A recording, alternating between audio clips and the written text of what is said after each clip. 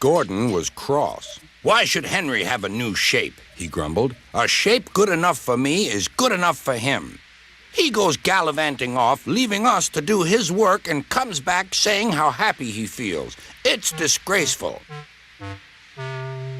And there's another thing. Henry whistles too much. No respectable engine ever whistles loudly at stations. It isn't wrong, but we just don't do it." Poor Henry didn't feel happy anymore. "Never mind," whispered Percy. "I'm glad you're home again. I like your whistling." "Goodbye, Henry," called Gordon. "We're glad to have you with us again, but remember what I said." Later, Henry stopped at Edward's station. "Hello, Henry," said Edward. "You look splendid. I was pleased to hear your happy whistle yesterday." "Thank you, Edward," smiled Henry. "Shh! Can you hear something?" "It sounds like Gordon," said Edward, "and it ought to be Gordon. But Gordon never whistled like that." It was Gordon. He came rushing down the hill at a tremendous rate. He didn't look at Henry, and he didn't look at Edward. He screamed straight through the station and disappeared. "Well," said Edward. "It isn't wrong," chuckled Henry, "but we just don't do it." And he told Edward what Gordon had said.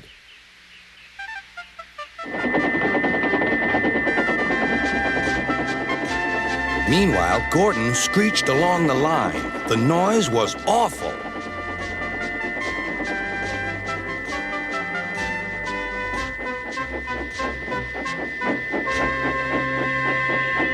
At the station, everyone covered their ears. Sir Topham Hatt covered his ears, too. "Take him away," he bellowed, "and stop that noise."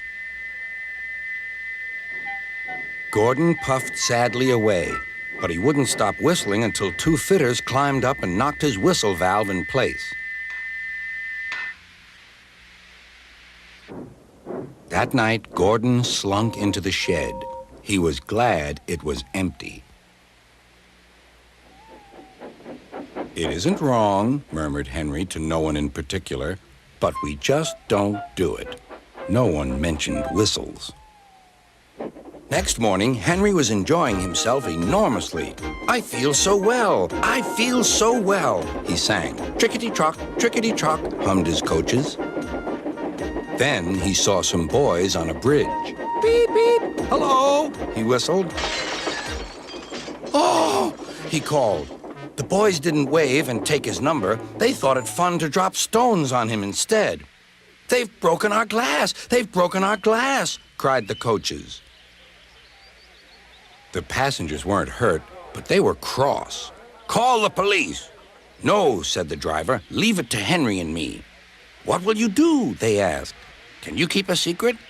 "Yes, yes." "Well then," said the driver, "Henry is going to sneeze at those boys."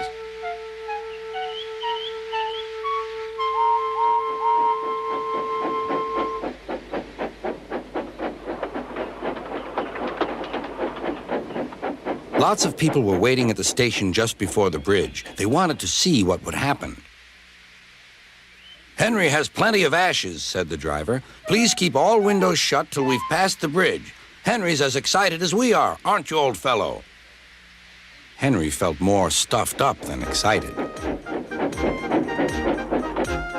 Soon they could see the boys, and they all had stones. "Are you ready, Henry?" said the driver. "Sneeze hard when I tell you."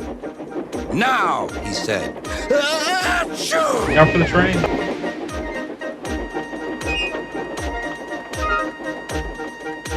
"Well done, Henry," laughed his driver. Henry went home, hoping that next time he saw Gordon and the boys, they would have learned not to be so mean.